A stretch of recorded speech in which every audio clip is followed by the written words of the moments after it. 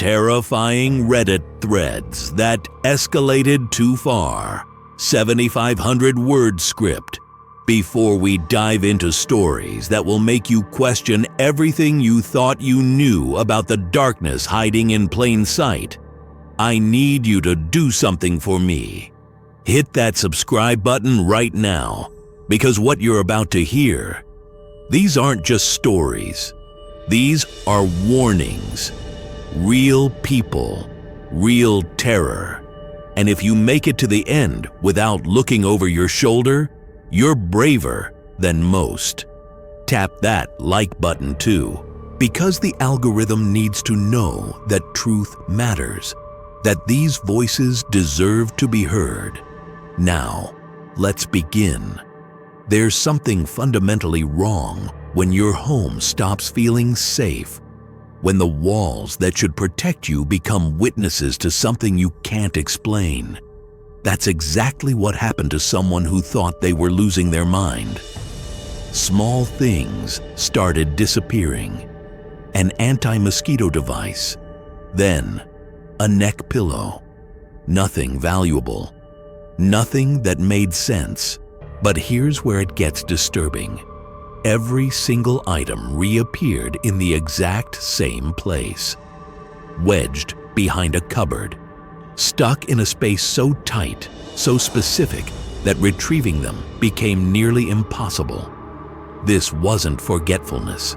This wasn't misplacement. This was deliberate, methodical, purposeful, and it happened for 2 weeks straight before suddenly stopping. The silence was worse than the mystery. So they did what anyone would do in 2024. They installed cameras, old iPhone, Alfred app, motion detection enabled. Just a precaution, really. That first night, they heard it. A loud thud that ripped them from sleep. Heart pounding, they searched every room. Nothing. Nothing that could explain that sound.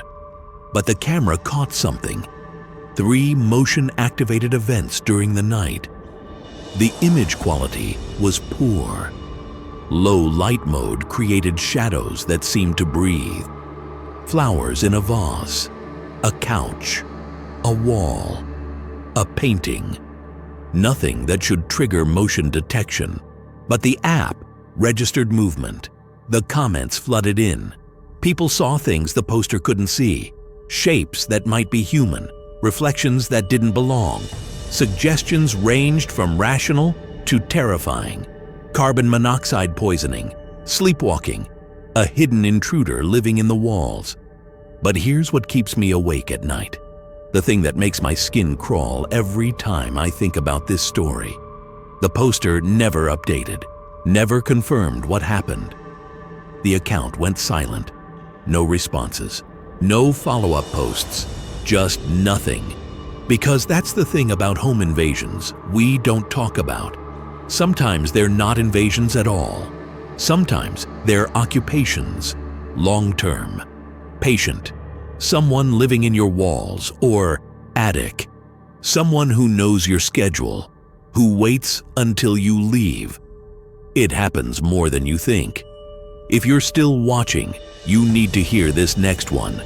Because relationships are built on trust, on transparency, on the belief that the person you love isn't hiding something that could shatter everything you thought you knew about them. But sometimes that trust is a lie, wrapped in a padlock. He'd been with Amy for 5 years. 5 years of what seemed like perfect relationship. They made plans for a future together. He was moving into her house, a beautiful Victorian with 5 bedrooms that she'd bought cheap in a neighborhood that turned around. Everything was perfect, except for one room. One room with a padlock, not a door lock, a heavy-duty padlock. When he finally noticed it, his curiosity was natural. What's in that room? Could it be his home office? Her response was chilling. I don't use that room. It's just stuff. Just stuff. Behind a padlock. The deflection continued every time he asked. And as his move-in date approached, that locked room became an obsession. The Reddit community exploded with theories. Trauma, dead relatives' belongings, something dark. The advice was unanimous. You have a right to know before moving in. So he confronted her. He told her he couldn't move in without knowing. And finally, she broke down. Before I tell you what was in that room, I need you to understand something. Hit that like button right now if you're still with me. Because sometimes the monsters we fear aren't supernatural. They're memories, their grief, their loss so profound that locking it away becomes the only way to survive another day without succumbing to darkness. Inside that room was her daughter's nursery, perfectly preserved, frozen in time, because her daughter had died. Suddenly, in that very room, Amy had been married before, had a child, had a life that imploded when her 4-year-old daughter passed away in her sleep. The marriage couldn't survive the grief. The divorce followed. Amy locked that room because opening it meant confronting pain so overwhelming that even thinking about it made breathing difficult. She couldn't throw anything away, couldn't acknowledge her daughter was gone. So she padlocked the door and tried to pretend that room didn't exist. She'd never told him. 5 years together, and she'd carried that weight alone. Not because she didn't trust him, but because speaking it out loud meant making it real again. The relationship ended shortly after that conversation. Not immediately. They tried for a few weeks, but it became clear that this revelation changed everything. Not because he was angry about the secret, but because that level of hidden trauma meant they'd never really known each other. She'd built walls so high that even love couldn't scale them. She'd created an entire false version of herself to present to the world, while her real self was locked in that room with her daughter's memory. And he realized that sometimes people are too broken to let others in. No matter how much they want to, no matter how hard they try. The Reddit community mourned with them when he posted the update, offered support to both of them through the comments, shared their own stories of loss and locked rooms and secrets too painful to speak, because grief doesn't follow rules. It doesn't operate on timelines set by other people's comfort. And sometimes the only way to survive is to padlock the past and pray it stays buried long enough for you to build something new on top of it. But not all secrets are tragic. Some are predatory. Some are calculated. Some escalate from mild concern to absolute terror so quickly that by the time you realize what's happening, it's already too late to escape unscathed. She worked retail, normal job, normal customers, except for one. He started showing up regularly, too regularly, always when she was working, always lingering, always watching. He learned her schedule, started appearing on her days off, following her to her car, always staying just far enough away to claim innocence, just close enough to make his presence known. Her coworkers noticed, her manager noticed.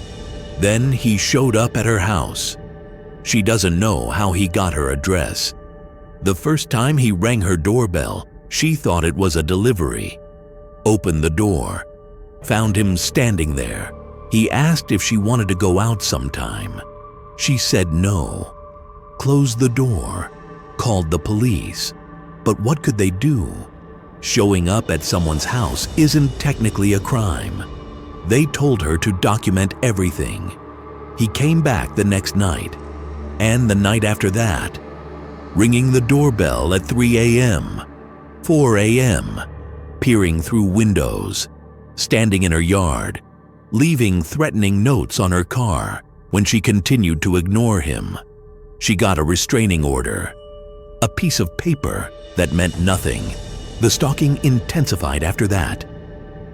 If your heart is racing right now, good. It should be. Because this is real. This happened. And it's still happening to someone right now. Someone who thought a customer was just friendly. Someone who ignored that voice in their head saying, "Run, subscribe to this channel right now," because awareness saves lives. Because knowing these patterns exist might help you recognize them before it's too late. The breaking point came when he violated the restraining order for the 10th time. Showed up at her workplace again. Got arrested. Finally, someone took this seriously. He was charged with stalking, harassment, violating a protective order, faced potential jail time. Court dates were set. Lawyers were hired. The legal system ground slowly forward. But even then, even with charges filed and evidence documented and witnesses ready to testify, the fear remained. Because men like this don't stop. They pause. They wait. They serve their time if convicted, and they come out angrier, more determined, more dangerous. They bide their time until the legal system moves on to the next case and everyone stops paying attention, until she lets her guard down, until she feels safe again, and that's when they strike. She lives with PTSD now, clinical diagnosis, documented trauma, panic attacks triggered by doorbells. Even doorbells on TV shows send her into spirals of anxiety that take hours to recover from. Anxiety attacks from car engines that sound like his. Nightmares where she's forever trapped in that moment of hearing knocking and not knowing if this is the time he decides following isn't enough. That this is the time he escalates from watching to acting, from stalking to violence, from obsession to murder. The Reddit community rallied around her when she posted her story, offered security advice from people who'd survived similar stalking situations, suggested weapons training, home security systems, self-defense classes, strategies for varying her routine so he couldn't predict her movements, shared their own stalking stories that were eerily similar. Because this isn't rare. This isn't an isolated incident. This is an epidemic of entitlement and obsession that society refuses to address until it's too late. Until someone's name becomes a hashtag. Until another woman disappears because we failed to take stalking seriously. The trial is ongoing. He faces charges, potential jail time. But even if he's convicted, even if he serves years, she'll never feel completely safe again. That's what stalkers steal. Not just privacy, not just peace of mind. They steal your ability to exist in the world without fear, to answer your door without your heart rate spiking, to go to work without scanning the parking lot, to live without constantly looking over your shoulder, to sleep without nightmares, to trust that the world is safe and people are good and you're allowed to exist without being hunted. We're about 1/3 through this video, and if you've made it this far, you deserve recognition. These aren't easy stories to hear.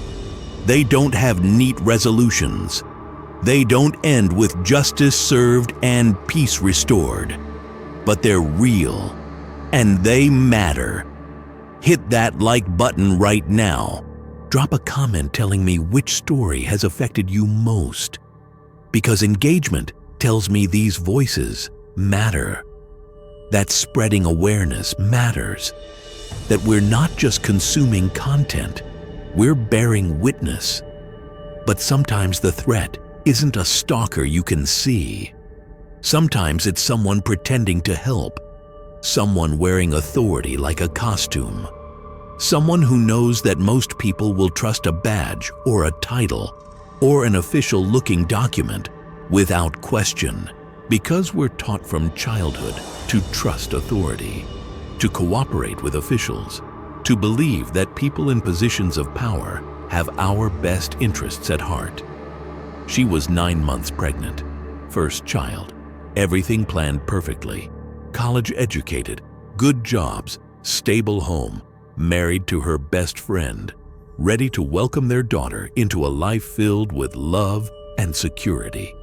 Then a social worker showed up at her door with a clipboard and questions that made her stomach drop. The woman asked about her husband's past, specifically a marijuana possession charge from 11 years ago when he was a college freshman. Ancient history, a stupid mistake from his teenage years, paid fine, completed community service, case closed, except apparently it wasn't. This social worker claimed that because of that charge, Child Protective Services needed to investigate before the baby was born, needed to ensure the home was safe, needed to conduct interviews and inspections and assessments. She had documents, official-looking forms, business cards with agency logos. She spoke with authority and confidence. It sounded legitimate. It sounded exactly like something the government would do because bureaucracy knows no bounds of reasonableness. But something felt wrong, a nagging discomfort that she couldn't quite articulate. The questions felt invasive beyond standard protocol. The timeline felt rushed. The woman's demeanor felt off, too intense, too familiar, too eager to gain access to their lives and their home. The Reddit community noticed it immediately when she posted asking for advice. Red flags everywhere. Indiana DCS doesn't investigate pregnant women without existing children. That's not how the system works. The procedures this social worker described didn't match actual protocol. The demands for information seemed designed to extract sensitive details rather than assess safety. And most damning of all, the social worker refused to provide proper credentials beyond business cards that could be printed anywhere. Just verbal assurances that everything was legitimate. "Trust me," she'd said, "this is standard procedure. Get a lawyer now." That was the unanimous advice. Don't answer more questions. Don't let this person into your home. Don't provide any additional information until a licensed attorney verifies this is legitimate. Because if it's real, a lawyer will confirm it quickly. And if it's not,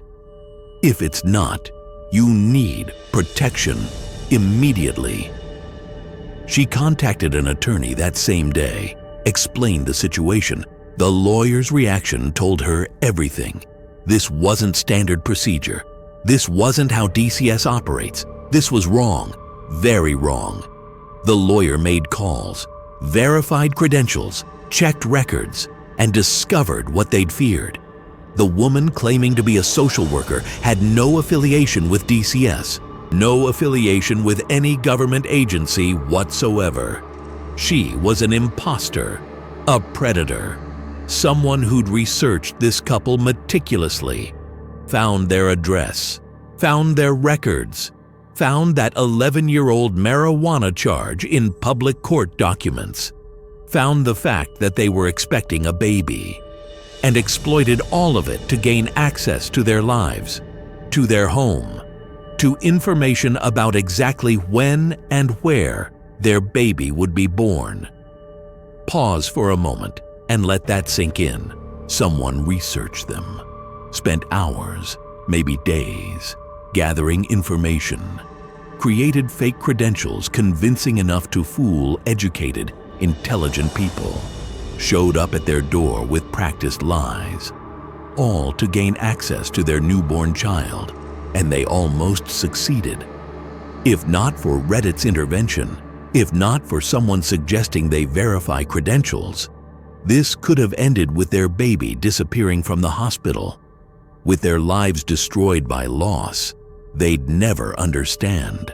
make sure you're subscribed. Make sure you hit that notification bell, because information like this saves lives. Because awareness is the only defense against predators who exploit our trust in authority. The police investigation revealed the woman had done this before. Multiple families, multiple pregnant women, multiple vulnerable people who trusted authority figures without question. She was skilled, professional, believable. She'd perfected her con over years of practice, and she targeted people specifically, looking for minor past incidents that could be weaponized into fake investigations. Marijuana charges, old DUIs, unpaid parking tickets, anything that made people feel guilty enough to cooperate without questioning. The couple went into hiding until the baby was born, moved in with trusted family, changed their routines. Their OB and hospital were notified, security measures implemented, hospital staff trained to watch for anyone claiming to be from CPS, passwords established that only they and hospital security knew. They delivered safely, but the trauma remains. The knowledge that someone tried to infiltrate their lives for reasons they still don't fully understand. Was she planning to steal the baby? Harm the family? Sell the child to human traffickers? Work with a black market adoption ring? They'll never know. And maybe that's worse than knowing, because imagination fills the void with every possible horror. Every nightmare scenario plays out in sleepless nights. Every worst-case outcome that they narrowly avoided because strangers on the internet told them to verify credentials before trusting someone just because they claimed authority. This is why we share these stories, why we spread awareness, why we make videos like this even though they're terrifying and disturbing and make people uncomfortable. Because knowledge is protection, awareness is armor, and sometimes a Reddit thread saves a life, saves a family, prevents a tragedy that would have destroyed innocent people who trusted the wrong person. But not all escalations end in rescue. Some spiral into darkness so complete that recovery becomes impossible. Some friendships implode under the weight of addiction and identity crisis and grief so profound that it changes someone at their core. This next story isn't just about drugs. It's about how trauma creates ripples that destroy everything they touch. How one person's cowardice can trigger a cascade of destruction that claims multiple victims over years. Rodney and his friend had been inseparable since childhood, brothers in everything but blood. They'd grown up together in a small Canadian town, experimented with substances together starting in their early teens. Weed, alcohol, mushrooms, the occasional party drugs when they felt adventurous. But it was always controlled, always social, always something they did together before going back to their normal lives. Rodney was always the wild one, the risk taker, the guy who'd try anything once. But he was functional, maintained relationships, held down jobs, respected boundaries when they mattered, paid his bills, showed up for the people he loved. Then Christmas happened, December 2019. Rodney went to his family's dinner expecting normalcy, turkey, gifts, his parents' house filled with warmth and tradition. Instead, his twin brother arrived late with news that shattered their entire world. Their father had called that morning, after decades of marriage, after raising 3 sons, after building a life that seemed stable and loving. He called one of his sons to tell him he was gay. that he'd been living a lie for his entire adult life, that he was moving to Ontario with his secret boyfriend, that he couldn't face the family he'd built and lied to for decades. So could his son please break the news for him? Merry Christmas. Your father's been lying about who he is for your entire life. He's abandoning you. He's choosing his boyfriend over his family. Deal with it. Imagine sitting at that Christmas dinner table. Imagine processing that information while surrounded by family who'd built their lives on a foundation that just revealed itself to be a lie. Imagine being Rodney, already dealing with the normal struggles of young adulthood, already vulnerable in ways he probably didn't fully understand, and having the man who taught him what masculinity meant, who created the template he used to understand himself, reveal himself as a coward who couldn't even face his own family with the truth. Rodney broke that night. Not obviously, not dramatically, not in ways anyone could intervene in, but something fundamental inside him cracked. The psychological damage was immediate and catastrophic. His father hadn't just come out. Coming out is brave. Coming out is honest. Coming out is facing your truth and trusting that the people who love you will understand. His father ran, abandoned his family, chose to blow up their lives via proxy rather than face them himself. And Rodney couldn't process it, couldn't reconcile the father he thought he knew with the coward who'd called his brother instead of facing his sons himself. Couldn't understand how someone builds a family and then just leaves, destroys everything and walks away. Starts over like the previous decades didn't matter, like the children he raised didn't deserve better. The psychological damage manifested slowly. Rodney shut down emotionally, stopped confiding in his best friend, stopped talking about feelings or fears or confusion, built walls that no one could penetrate, started taking benzodiazepines, at first just occasionally, to sleep, to manage anxiety. But quickly it became daily, then multiple times per day, dozens of pills, hundreds. His tolerance skyrocketed as he desperately tried to numb pain he refused to acknowledge or discuss. The bars barely affected him anymore. He'd take 10, 20 pills and barely feel them. His body adapted, his mind adapted. But the pain remained. He needed more, needed stronger, needed something that would make him forget who his father was and who he was becoming. Then he met the deli owner. Charismatic guy, probably in his 50s. Interesting stories about a life lived on the edges of society. Fascinating enough that there's a Sundance documentary about him. The kind of person who draws damaged people into orbit because he seems to have answers, seems to understand pain, seems to offer escape from whatever demons are chasing you. Except his answers involved crystal meth, and when Rodney asked to try it, asked repeatedly, pestered for weeks, the deli owner eventually gave in. Maybe he saw a kindred spirit.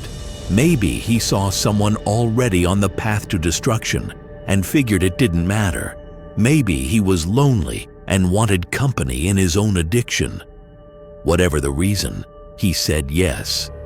Rodney smoked crystal every other day for 2 weeks straight. Didn't sleep. His eyes hollowed out. His skin took on that distinctive meth pallor, but he still went to work every day, still pretended everything was fine, still smiled and nodded, and played the role of functional human being while internally he was disintegrating. He was living in his friend's parents' house at the time. They'd taken him in when his life started falling apart, given him a room, given him rules. No drugs in the house, respect curfew, maintain basic hygiene and civility. They'd been patient with his grief, understanding about his pain, but patience has limits.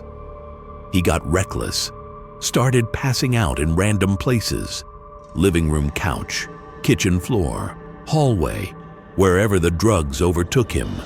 Started cleaning the kitchen at 2 a.m. while so wired, he woke everyone up with clattering pots and manic energy. Started smoking joints in his bedroom, too intoxicated to remember that wasn't allowed.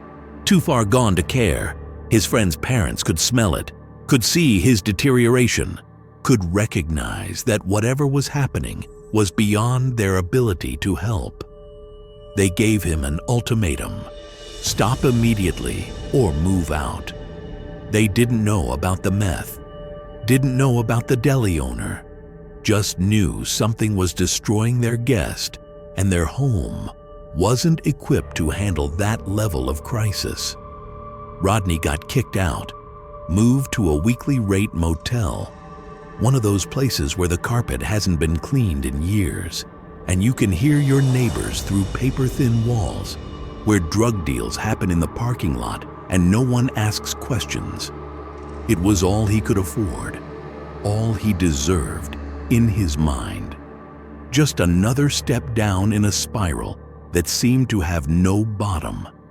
And that's when his friend discovered another layer to the tragedy. During one of Rodney's meth binges with the deli owner, they'd started having sexual relations. Rodney confessed this one day while too intoxicated to filter himself. Said he wasn't gay, emphasized that, repeated it like a mantra, but he liked getting off. Liked the physical sensation, liked the attention from someone who seemed to care when everyone else had given up on him. His friend understood what was really happening. Rodney was trying to process his father's revelation by reenacting it in his own life, trying to understand what his father felt, trying to find himself in the wreckage of his father's lies, trying to make sense of identity and sexuality and masculinity when the man who was supposed to teach him those things had revealed himself as fraud. But instead of finding answers, he found addiction and identity crisis and a spiral that nobody could stop. The Safe Supply program started in Canada during the pandemic. Pharmaceutical opiates prescribed for recreational use to known addicts, trying to prevent fentanyl overdoses. It was controversial, but well-intentioned. Give addicts clean drugs so they don't die from street supplies cut with poison. Rodney enrolled, got 6 4-mg hydromorphone pills daily from the pharmacy, plus methadone to prevent withdrawal. All legal, all supervised by medical professionals, all supposed to keep him safe from the fentanyl epidemic killing addicts across North America. It didn't work, because Rodney's problem wasn't access to clean drugs. It was pain, abandonment, betrayal, identity crisis, questions about who he was and who his father was, and whether he was doomed to repeat the same patterns of lying and running and destroying everyone who loved him. He started crushing and injecting the hydromorphone, cooking the pills down, finding veins, getting higher than oral consumption could achieve. His arms developed tracks. His life became waiting for the pharmacy to open so he could get his daily supply, then rushing back to inject it, then nodding off for hours, then waking and repeating the cycle, working less and less, disappearing into himself more and more. His friend tried everything, interventions that ended in shouting matches, tough love that accomplished nothing, being supportive and understanding, which Rodney interpreted as enabling, being confrontational and firm, which Rodney interpreted as judgment. Nothing penetrated the walls he'd built. Nothing reached the person he used to be. Rodney convinced himself that everyone who tried to help was actually just gossiping, using his suffering for entertainment, judging him from positions of superiority, not genuinely caring about his survival. The paranoia that comes with prolonged substance abuse twisted every interaction into perceived betrayal. Every attempt to help became evidence that people were against him, that no one really cared, that he was alone in his pain and always would be. He cut people off, one by one, friends who'd known him since elementary school, people who'd been at his birthday parties as kids, who'd learned to ride bikes with him, who'd celebrated every milestone of his life, all discarded because accepting help meant confronting pain.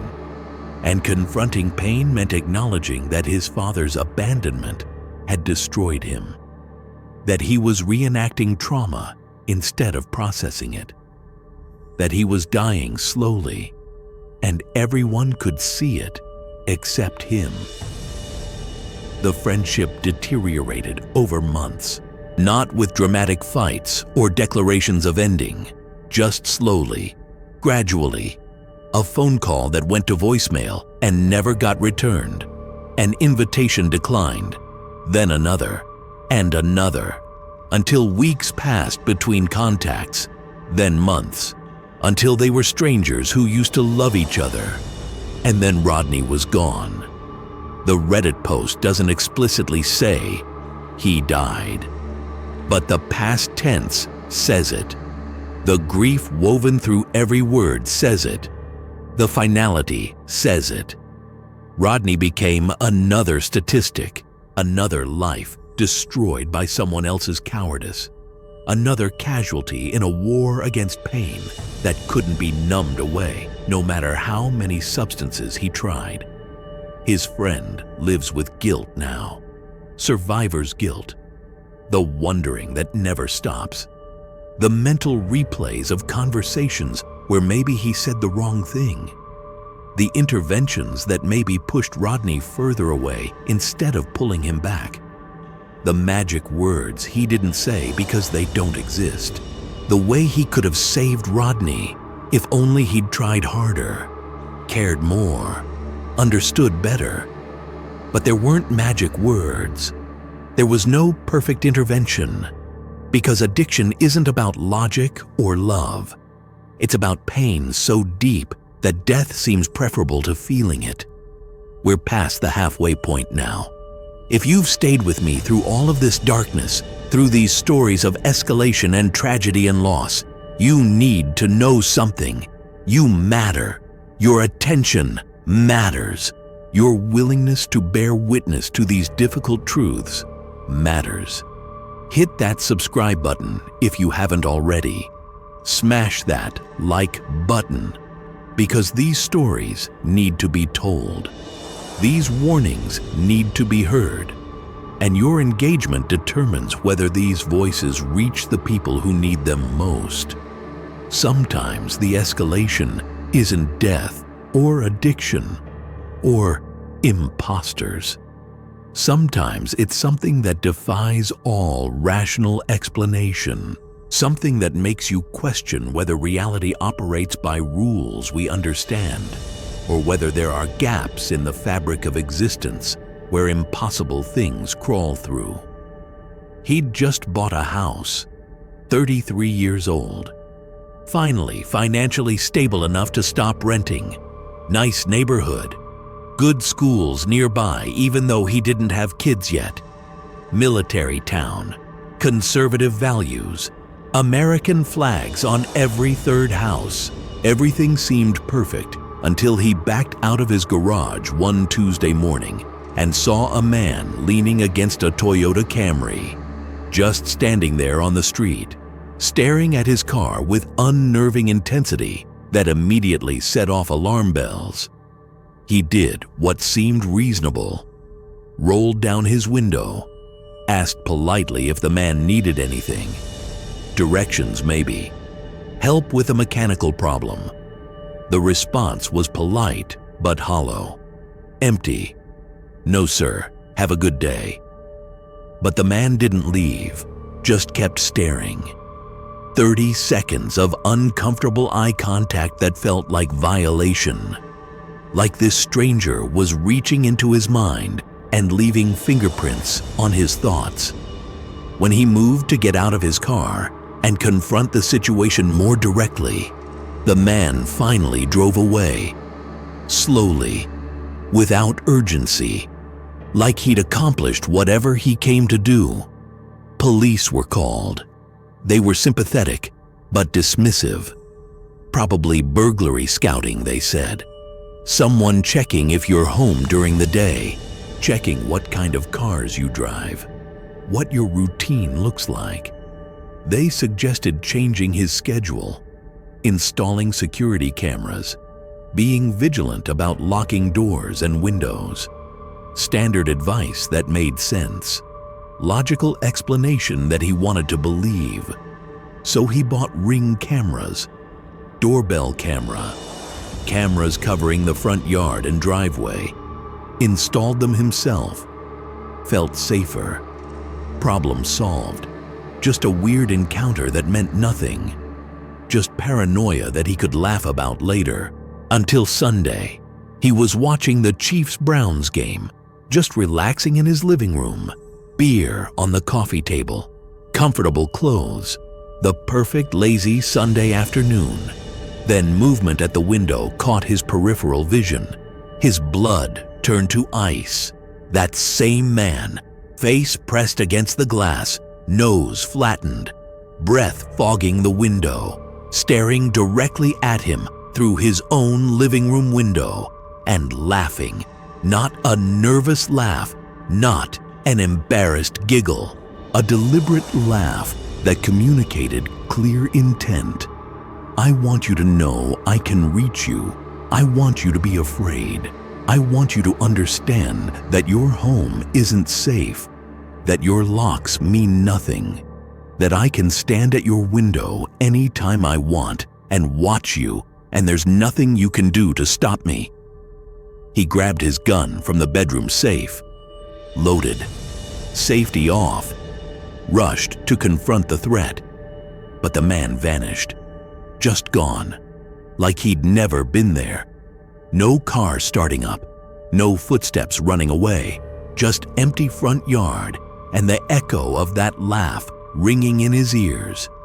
Except the Ring footage captured everything. That face, that laugh, that violation of safety that no lock or camera can truly prevent. Police took the footage, started investigating, running the man's face through databases, checking for priors, looking for patterns. But these things take time, days, weeks. Meanwhile, he couldn't sleep in that house, couldn't stop replaying that face in the window, that laugh, that feeling of being hunted in his own home. He and his pregnant wife went to stay with family. Because how do you sleep in a house where someone stood at your window laughing? How do you feel safe when a stranger has made it clear they can reach you anytime they want, that they know where you live and what you look like, and that they enjoy your fear? Then, at 2 a.m. 3 days later, his phone rang. Unknown number. He almost didn't answer. But what if it was police with updates? What if they'd caught the stalker? So he answered, and someone asked if he was home. Just that. 3 words. Are you home? Then that same laugh. The same laugh from the window. The same laugh that haunted his nightmares. And the line went dead. That stalker had his phone number. Somehow. Knew he wasn't home. Was escalating from watching to calling to. What? What comes next in this pattern? When does watching and laughing and calling escalate to breaking in? To violence? To making good on whatever threat is implicit in his presence? The Reddit community offered theories when he posted asking for help. Motion-activated floodlights that would expose anyone approaching the house, borrowing large dogs from friends to create the impression of increased security, asking the real estate agent if there was a bidding war for the house that might explain a disgruntled losing buyer seeking revenge, private security, moving again, changing their names, each suggestion more drastic than the last because everyone understood this was serious. This was escalating. This needed to be stopped before it became tragedy. Then, someone suggested something darker. His wife was a successful businesswoman who held a seat in the local district, Democrat, in a conservative military town. She'd run on progressive policies in a place where American flags outnumber people, where supporting the wrong candidate can make you a pariah, where political disagreements sometimes escalate to violence. Maybe this wasn't random stalking. Maybe this was political terrorism, intimidation tactics designed to scare a progressive politician out of office or at least make her too afraid to be effective. The original poster never updated after that comment. Profile deleted. Account gone. We don't know if they caught the stalker. Don't know if the harassment stopped. Don't know if something worse happened. Don't know if they moved or hired security. Or if that man is still out there watching other people through their windows and laughing at their fear. And that silence is somehow more terrifying than any resolution could be, because it means either they're still living in fear, too afraid to share updates in case it draws the stalker's attention back to them, or something happened that prevented them from ever posting again. Something final. Something that turned their Reddit thread from warning into memorial. But sometimes the inexplicable isn't human at all. Sometimes it's something that defies every law of physics and biology and logic we use to understand the world.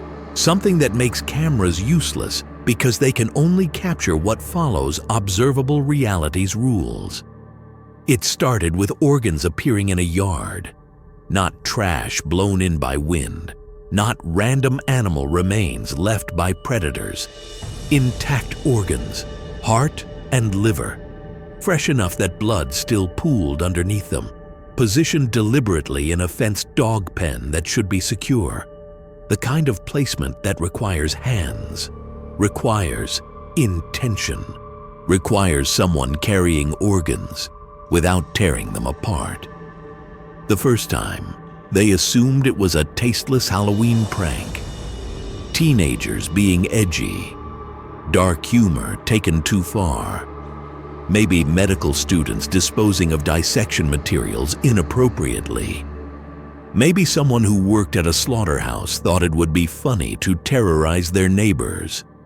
They disposed of the organs, tried to forget about it, reinforced their fence, checked for holes or gaps that an animal could squeeze through, assumed it wouldn't happen again. Except it did happen again. 2 weeks later, more organs, same position, same deliberate placement, same lack of explanation for how they got into a locked, fenced yard. This time they called police, filed a report, got a case number. Police were baffled but not particularly concerned. Probably an escalating prank, they said. Install cameras, document everything, call if it happens again. So they installed cameras, motion activated, commercial grade, covering every angle of the yard, every possible entry point. They felt confident. Finally, they'd have answers. Finally, they'd catch whoever was doing this. Finally, they'd understand. The organs appeared again, right in view of 3 different cameras, and the footage showed nothing. No person climbing the fence, no animal dragging carcasses, No delivery of any kind, just empty yard. Then several frames of glitchy footage. Then suddenly organs on the ground, positioned artistically, side by side, like an offering. The cameras captured nothing because there was nothing to capture, or because whatever left those organs exists outside the visual spectrum, or because reality occasionally bends in ways that make documentation impossible. They talked to neighbors, knocked on every door within 3 blocks. Most people dismissed their story as crazy, but one neighbor went pale when they described it, because the same thing had happened to him.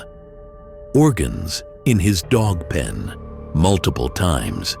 He'd also installed cameras, also captured nothing, also filed police reports that went nowhere, also started questioning his sanity. The neighbor sent photos he'd taken. 2 perfectly intact organs on concrete, heart and what looked like liver or kidney, positioned side by side, deliberately, the kind of placement requiring hands, requiring someone who knew anatomy, requiring intention that goes beyond pranks. This was ritual. This was message. This was something neither of them understood, but both feared. Reddit exploded with theories when they posted asking for help. Cult activity, sacrificial rituals being practiced in suburban neighborhoods, occult practices that require specific placement of organs at specific locations, veterinary students disposing of materials in increasingly bizarre ways, someone with access to slaughterhouse waste and severely disturbed sense of humor, serial killer testing grounds, seeing how long they can operate before getting caught. Each theory more unsettling than the last, but none explained the cameras. None explained how intact organs appeared in locked yards without anyone or anything being captured on multiple camera angles. None explained why this was happening to multiple houses in the same neighborhood. None explained the deliberate positioning that suggested ritual rather than disposal. The original poster asked cult research communities if this connected to known practices, posted in occult subreddits, contacted religious scholars who study esoteric traditions, got vague maybes and uncertain possibilities, but no definitive answers. Because even experts in ritual practices and occult behavior couldn't explain organs appearing in locked spaces without documentation of delivery, without physical evidence of how they got there. 5 years later, still no update, no explanation, no resolution, no follow-up from police who probably filed the case under unsolved weirdness and moved on. Just families living in houses where reality occasionally bends enough to let impossible things through, where yards become stages for unknown rituals, where cameras document nothing, which might be more terrifying than documenting something, because at least something visible could be confronted or understood or stopped. These stories share a pattern, a thread connecting them beyond just horror or fear or escalation.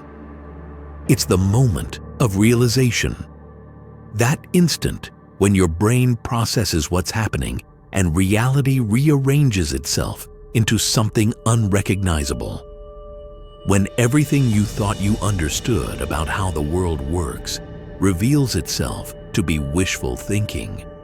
The person with disappearing objects realizing someone might have been living in their home for weeks, sleeping in their bed, eating their food, watching them from hidden spaces.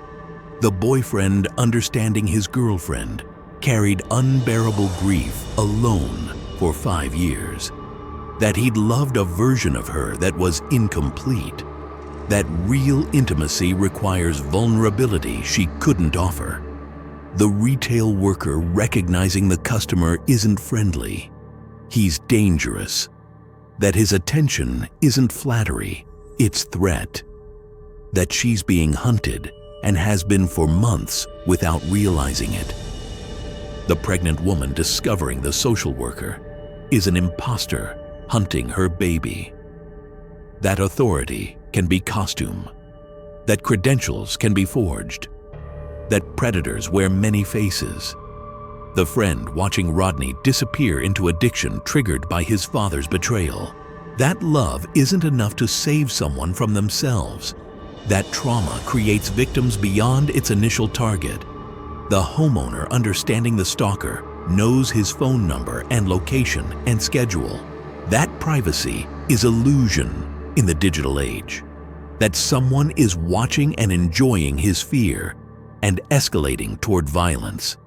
The neighbors comparing organ discoveries and realizing cameras capture nothing because maybe the threat isn't human at all.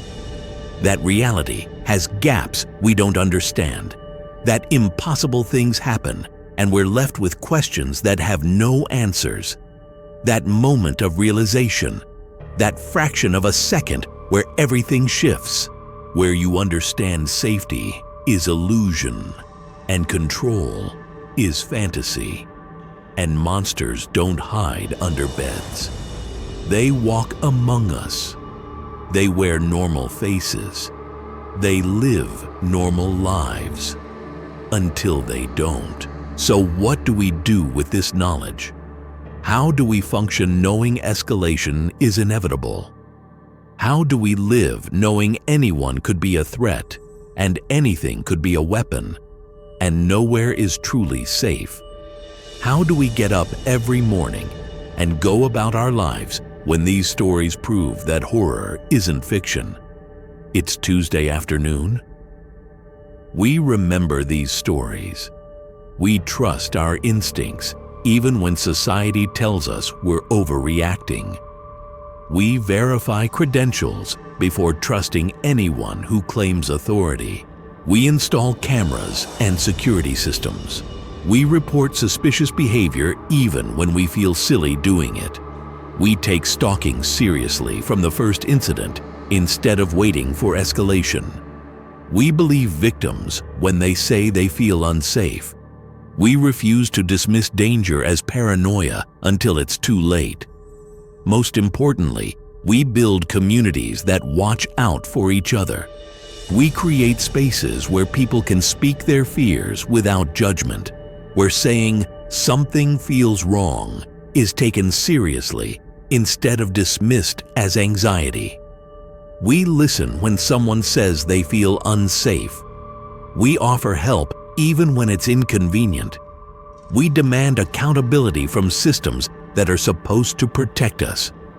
We remember that locked rooms have stories, that friendly customers sometimes aren't, that social workers need verification, that addiction kills, that stalkers escalate, that impossible things still deserve investigation and respect and attention.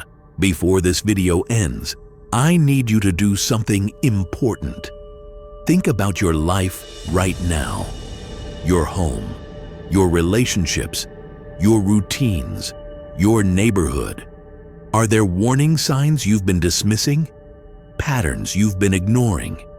Instincts you've been suppressing because acknowledging them feels paranoid or dramatic or attention-seeking? Trust them. Trust your discomfort. Trust your unease. Trust your fear. Because evolution gave us those responses for a reason. Because your brain processes threat faster than consciousness can articulate it. Because that feeling in your gut when something's wrong is your survival instinct screaming, "Pay attention before it's too late." Everyone in these stories had that moment, that instant where something felt off, where their instincts said danger. Some listened and survived to tell their stories. Some didn't listen and became cautionary tales. The difference between those outcomes is everything. Subscribe right now if you haven't already. Not for me, for yourself. Because I make videos like this regularly. Because awareness spreads through engagement. Because your subscription helps these stories reach people who need them, who are living their own escalation right now and don't realize it yet, who might recognize a pattern and get help before it's too late. Like this video.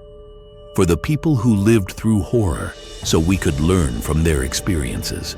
For victims whose trauma became warning. For survivors who shared their stories, hoping to prevent others from experiencing the same thing. Your like says their voices matter. Their experiences have value. Their warnings deserve attention. Comment below. Tell me which story affected you most. Tell me if you've experienced similar situations. Tell me what warning signs you've noticed in your own life. Tell me anything, because comments build community. Connect people who've lived through similar trauma. Remind survivors they're not alone. Create conversations that might save lives. Share this video. Send it to people who dismiss instincts, who ignore warning signs, who believe bad things only happen to others, who think they're too smart or too careful to become victims. Your share might save a life, might help someone recognize danger before it escalates, might create awareness that prevents tragedy. These Reddit threads escalated too far because people didn't recognize warning signs soon enough, didn't trust instincts, didn't take action quickly enough, didn't believe escalation was possible until it happened to them. Don't let that be you. Don't let this video be entertainment without education. Don't let these stories be content without consequence. Let them change how you perceive safety, how you evaluate relationships, how you respond to discomfort, how you protect yourself and people you love. Let them create awareness that prevents escalation. Let them save lives. Thank you for watching to the end, for bearing witness to darkness, for taking these stories seriously, for understanding that horror can be warning, and content can create change, and attention can be activism. Stay safe, trust instincts, verify authority, install cameras, report suspicious behavior, build community, spread awareness. Remember these warnings. Your story matters. Your safety matters. Your life matters. Until next time, stay vigilant, stay aware, stay safe, and never forget, escalation is real, but recognition is survival.